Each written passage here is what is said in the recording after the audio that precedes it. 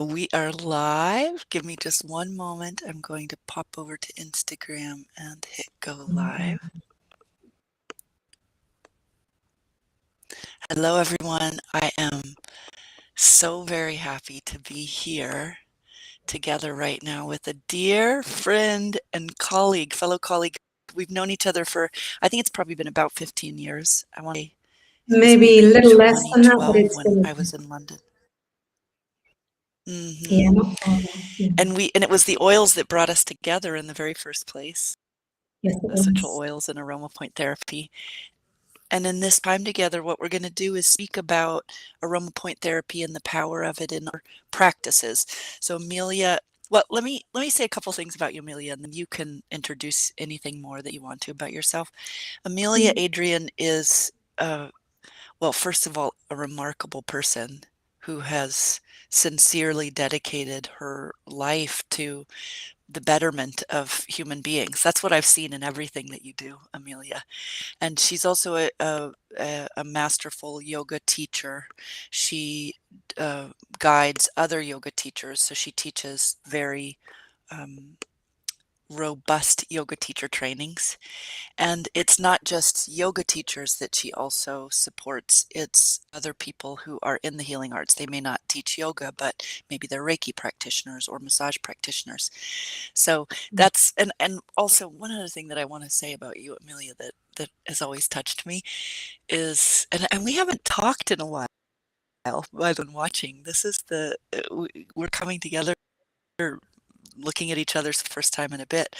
But what I've always appreciated about you is that you're unwilling to sacrifice your soulful and spiritual orientation for anything. And how I see that play out is that you're a sincere businesswoman, you're an entrepreneur, you have expanded your business and grown yourself and received at higher levels over this decade plus that I've known you, but you do it in integrity for yourself, and I watch you do that consistently. So that's what I want to say, kicking it off. Anything else you want to say to introduce yourself, and then we'll ask each other questions and play a little bit.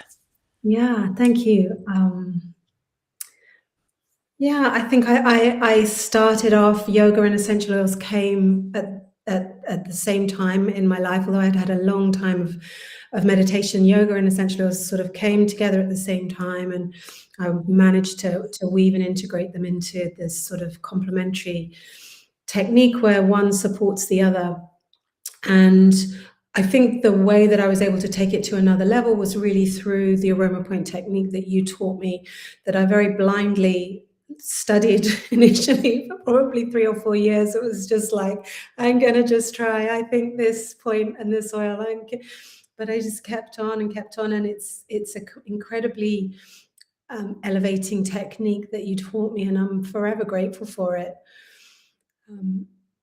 I'll just share a brief experience that I had I just shared with you on a voice note recently. I had in the room this weekend, so just was teaching a workshop on a yoga workshop, but with essential oils. And really we were tuning into winter, into the presence of winter, because it's deep in winter here in the UK, in the stillness of winter. And had a lovely room full of students, some who are new to me and some who've been studying and practicing with me for a long time. And we had a moment towards the middle of the whole experience where I was guided to place, or I guided the students to place vetiver, which is a key oil for winter, on the aroma point kidney 3, which is just on the ankle. And these are not people who are necessarily, this wasn't yoga teachers, this wasn't necessarily people who do this on the daily. It was people who just were going along with my guidance, and the amount of or the presence that they brought to themselves in that moment through holding the oil on that point, and the stillness across. I stopped and looked. I was, almost was in tears, because it was so powerful and awesome to witness all of them.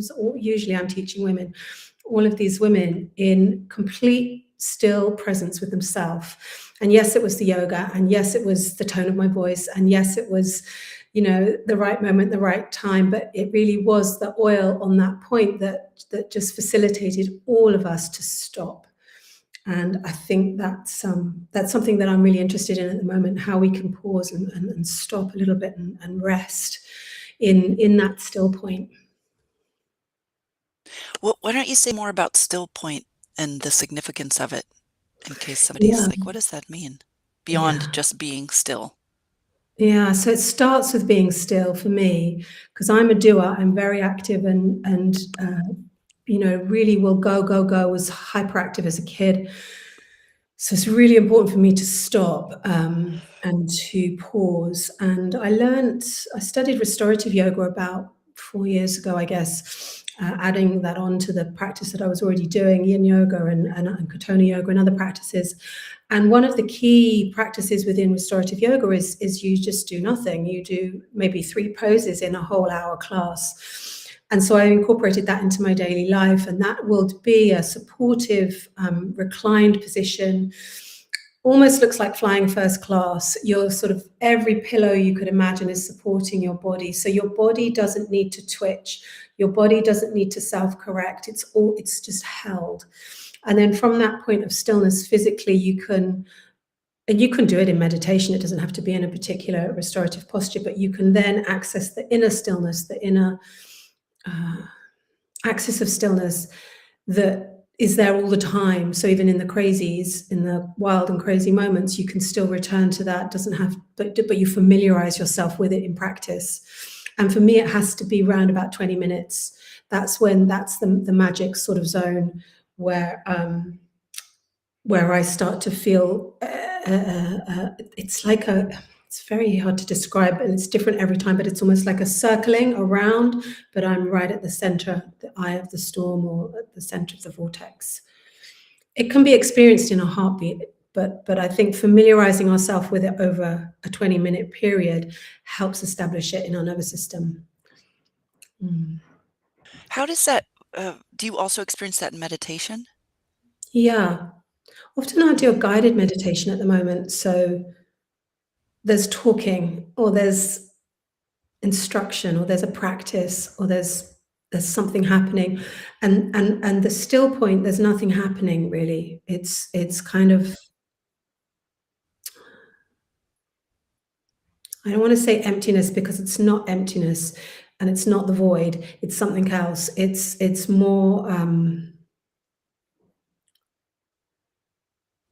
more like an internal compass that everything spins around. Make sense?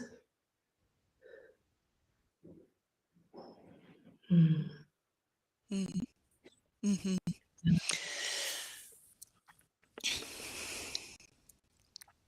So, Hmm.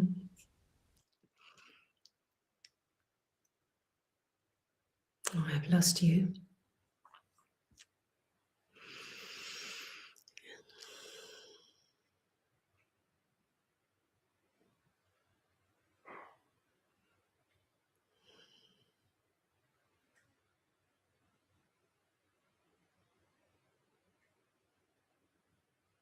Hmm.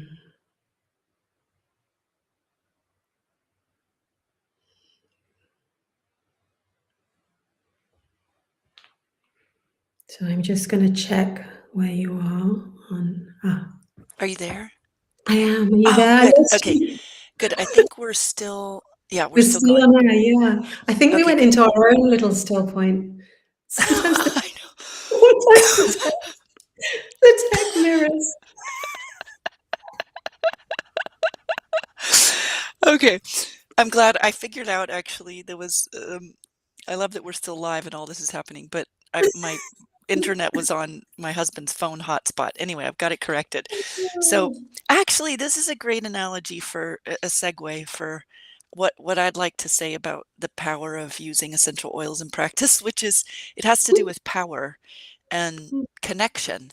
And So, I was just connected to Rory's hotspot, and the phone's probably way over on the other end of the house, and the signal wasn't so great, and so there was interference, and you were glitching a little bit, and there was a time delay. And even though Mm, I could hear the words you were saying, your face would freeze, and so the experience wasn't as smooth. And now I plugged into the Wi-Fi, which has strong signal in this room, and I see you perfectly, and there's no glitching, and the experience is more smooth. And for me, when I use aroma point therapy, it's like the experience is that it, I don't know how to say this easily. It amplifies the pure signal of me and mm, helps put me into connection, more and more direct connection with the strong signal that is me. And and mm, from that, everything just gets more smooth and more easeful, and then when it's glitchy, I notice it faster and I can adjust more easily. mm, So when I first started using oils and points, it was in my acupuncture practice, and I had been trained as an acupuncturist, and I had been trained in body work, and those were my 2 main tools. And I actually think if I hadn't decided to start using essential oils on acupoints, and it kind of decided me, like I got so excited about it and I started experimenting, and that's how the whole aroma point, back then we called it aroma acupoint therapy, sort of the recipes of aroma acupoint therapy developed, because I was just practicing on every patient. And if I mm. hadn't started doing that work and I was just doing acupuncture or body work, I think that I probably would have left my clinical practice a lot sooner. Oh, you went away. What is happening? You went away for a second. Crazy, crazy, crazy. Um, I was saying I would have, if I wouldn't have brought that into my practice, I don't think I would have stayed in clinical practice because, oh my gosh.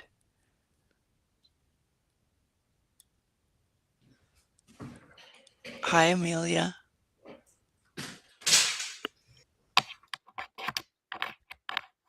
Let's try a different thing. You never Okay. know. Okay.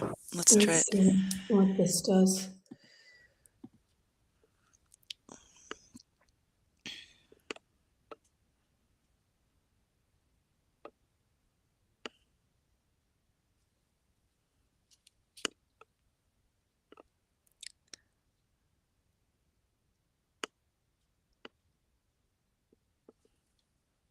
Mhm.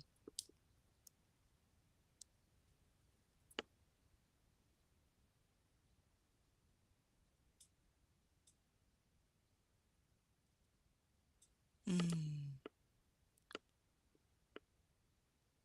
I wonder if we should try I wonder if we should try a reboot.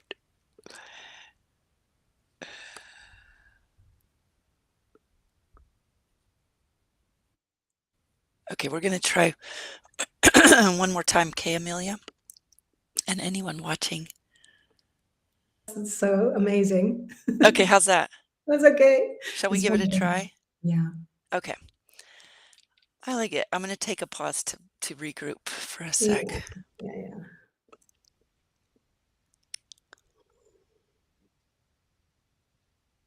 Okay, I Mm, like this. I Adding essential oils to acupuncture points completely changed my practice. I mean, it completely changed my life, but it completely changed my practice, which means it completely changed my professional life. mm, Like, ar Aroma Point was a catalyst for complete metamorphosis in my professional space, mm, as well as my personal space. So, one of the things that shifted, just to give people a practical example, is it used to take me 4 to 6 acupuncture treatments with someone to sort of help get them to a place where they were opened, felt safe enough in their body, and receptive enough to receive to receive, we could say, to receive healing, which is really actually just to receive what they need at the time that they need it to reorganize around a more whole orientation within themselves. And and so I'd like to hear basically your equivalent. You started Mhm. adding oils in your Yeah. practice, and what happened? Yeah, so it happened around the same time as I was training to be a yoga teacher. And then maybe a year or so later, I started using the points. And for years, I started using them on myself. And what it gave me was that sort of inner compass of who am I? Who am I? So I would get insights when I was practicing, but then the point would give me a pause. Using the oil on the point would give me that pause, that moment of self-reflection to deepen whatever awareness it was that I'd had. And then when you practice on yourself on the mat, it can only spill out into the room. That's the whole point, is that you teach what you're discovering. For me, that's how I grow. Is that as soon as I've learned something, I'm out there teaching. I integrate and then I teach it. And I think it's probably the same in that I would have, it sounds so like egotistic to say I would have got bored with yoga, but I think I would have got bored with yoga, without the addition of the oils. That's kind of what I was trying to get to, that I wouldn't have stayed in practice doing acupuncture, Yeah, because I yeah. think I would have gotten bored with acupuncture. Yeah, Yeah, keep going. I love this. yeah, I think I would have carried on with my own personal practice, but whether I would have carried on teaching, I don't know, because what I found for myself as a teacher is I'm able to elevate, not in a hierarchical way, but just in an expansive way, my experience as a teacher, because I'm able to observe the room, choose an oil that won't necessarily match what everybody needs, but it's probably going to support. I've got my eye on 3 or 4 or 5 or 6 people that it's going to support, and it's definitely going to help everyone else. And I see the shift, even if it's an aromatic, an inhalation. I see the shift. I see the change on their face.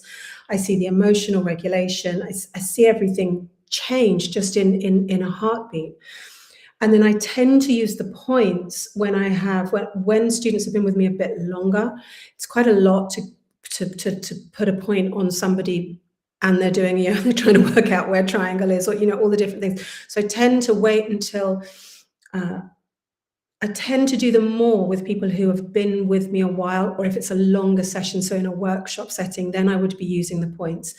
And again, what I find is it sounds weird again to say it, but it just points to what we're working on. It points literally to what we're working on, and helps me feel confident that I've offered that opening, that healing opening for the student, and also that they, if they're ready to receive it, that they drop into it. Yeah, I, so that's this comment that you made about it points to what we're working on. It points them to what we're working on. Can you give an example? uh, well, the kidney 3 and the winter one just at the beginning, that I gave Mhm. at the beginning. So that's one example.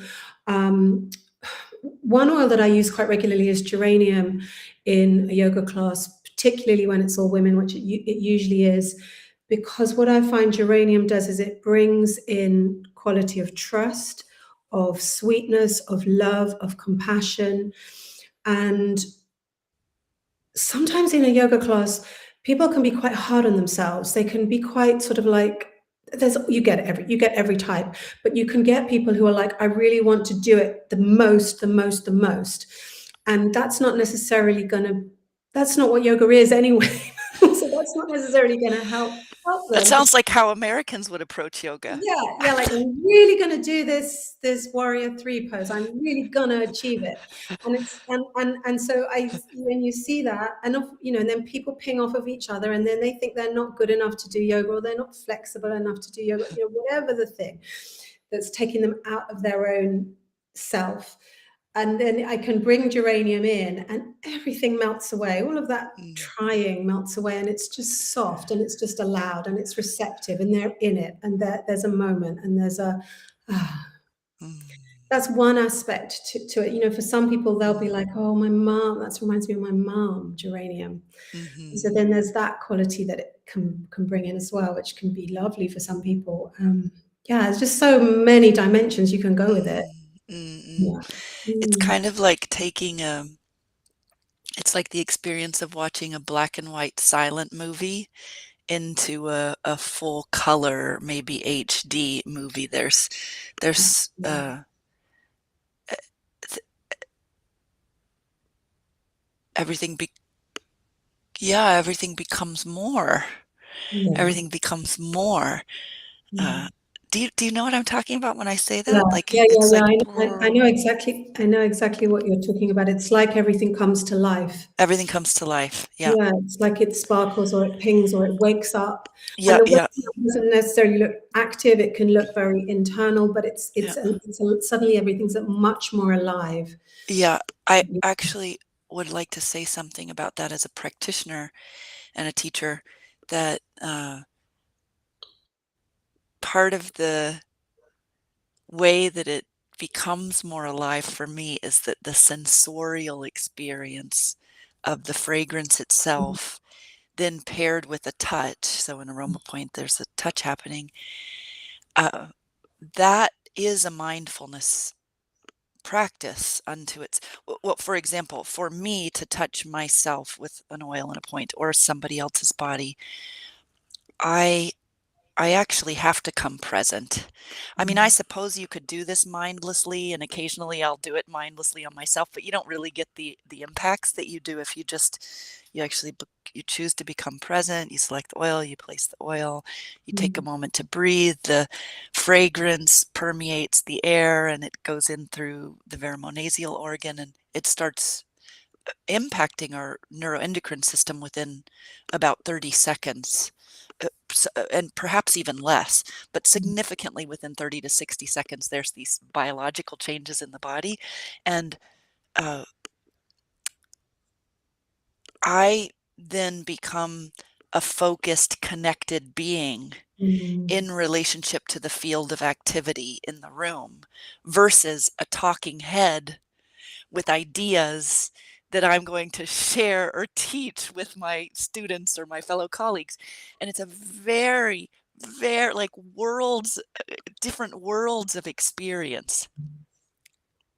Yeah, you get that in the yoga world a lot. You get like, I've got this sequence, I know it, off by heart, inside out.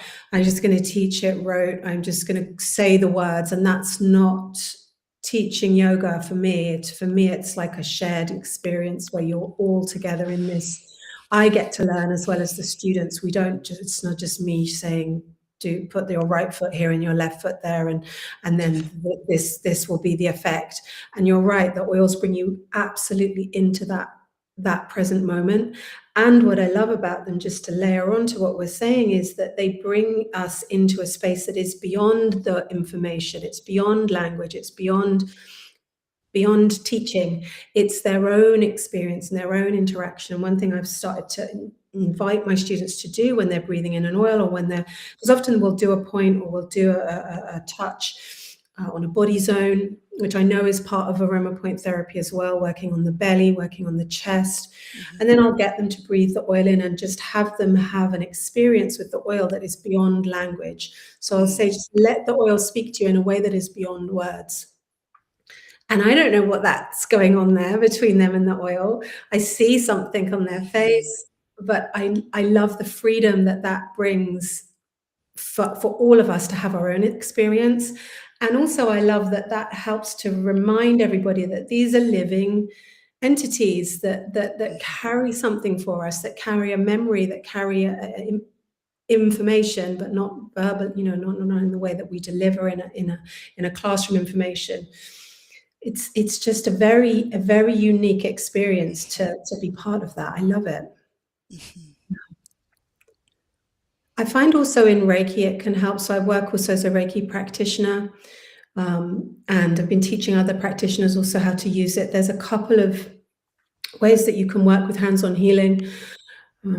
So one of the positions you can work with is you can cradle somebody's head in the practice of Reiki, and you can find the bladder 10 point, those 2 points at the back of the neck. So you're getting two things. You're getting the Reiki, you're getting the oil on the point, and you don't have to, it's nothing extra. It's just a moment to put the oil on your finger, and you'll naturally find the point, and then you can It's not that Reiki needs more or yoga needs more. It's not that any of these things need more adding on. It's what I'm Mm. really interested in is this interplay between the two, where both modalities, yoga and essential oils, Reiki and essential oils, healing and essential oils, where they both can live together and still maintain their own, I want to say identity, but their own integrity. But isn't it, I mean, tell me if I'm wrong, but isn't what you're really interested in how they amplify each other? Or Yeah, I mean, maybe it's that. Maybe it's that they're amplifying each other and that they're creating a new third way, a new third language. well, it's Maybe. kind of like it when you, uh, come together with a lover partner or a business partner where you each are distinct humans and you have your magic and your skill sets and everything else, but when you come together, there's something else that happens because of the coming together of you that's unmistakable. So what I feel in you is I don't it doesn't sound like you're interested in just preserving how they exist separately, but you're really excited about what's becomes possible when they dance together while Yeah. still honoring that those modalities are sort of complete unto themselves. Yeah. I think where that comes from is, yoga is a system in itself to enlightenment. Mm, Why would you need more? If you can get mm, there with yoga, like, why do you need more?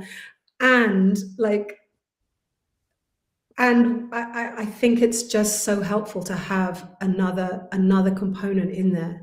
I think it's mm, just so helpful to have something else that can create with the yoga, like you're saying, co-create with the yoga, mm, to offer a new path, a third way, another path for people to step on. And a lot of people don't want mm, to do yoga. They're worried about going into a yoga setting or going into a yoga class for all sorts of different reasons. And the oils soften that worry, they soften that concern. So mm, they're sort of little invites in. Yeah, mhm. yeah.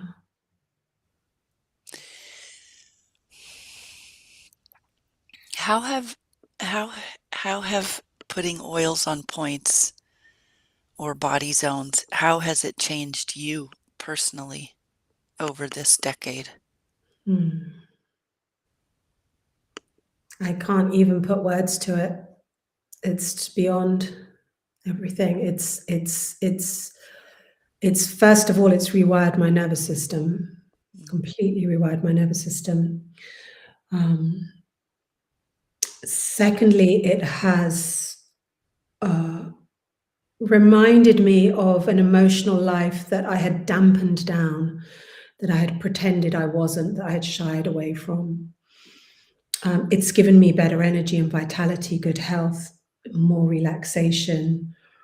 Um, it's basically like having another language with which to understand myself.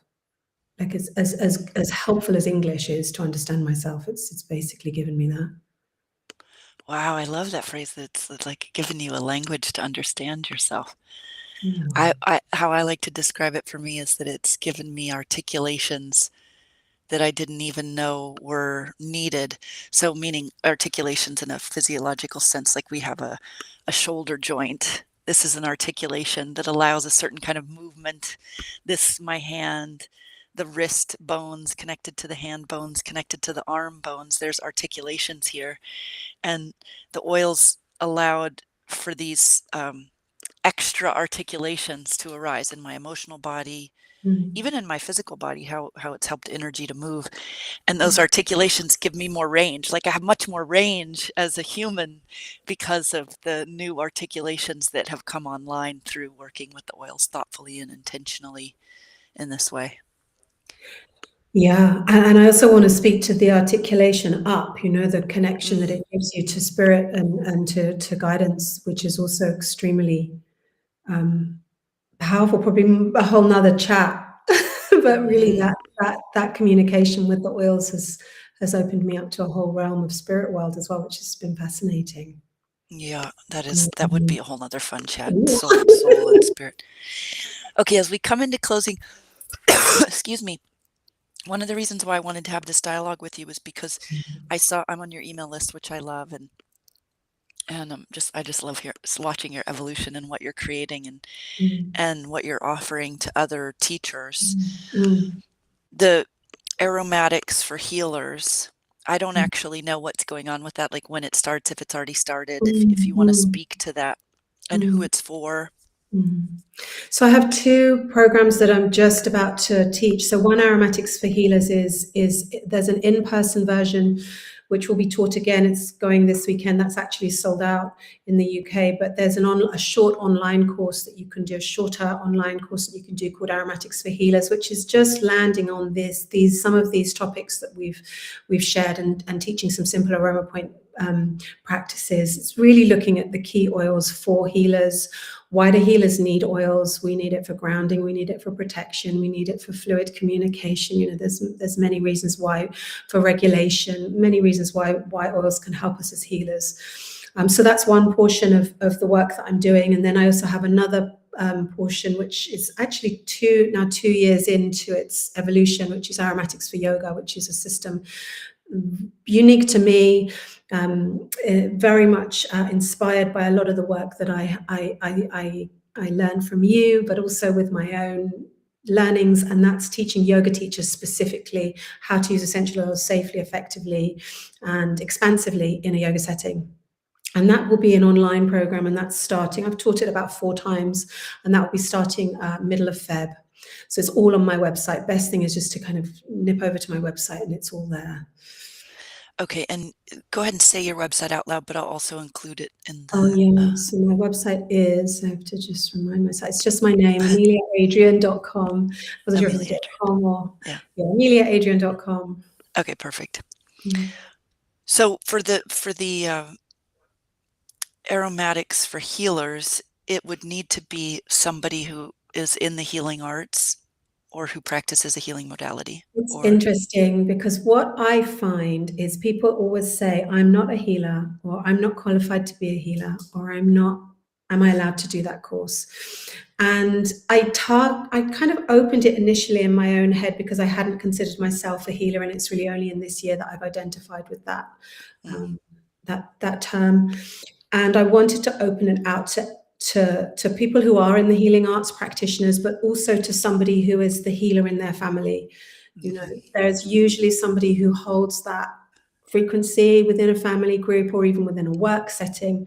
And this first opening round, there'll be other levels to it, I should imagine, as we move on. But this first opening round is really just for you to really access the healer in yourself, learn how to heal within, and also to be able to be confident in holding that template for others.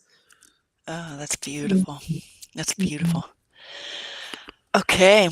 Well, with that, we'll sign off. Amelia, stand for just 1 second. We'll say bye to anyone watching. Big love to you. Thank you for staying with us as we went through our tech challenges, and we'll see you on the next live. Bye. Bye.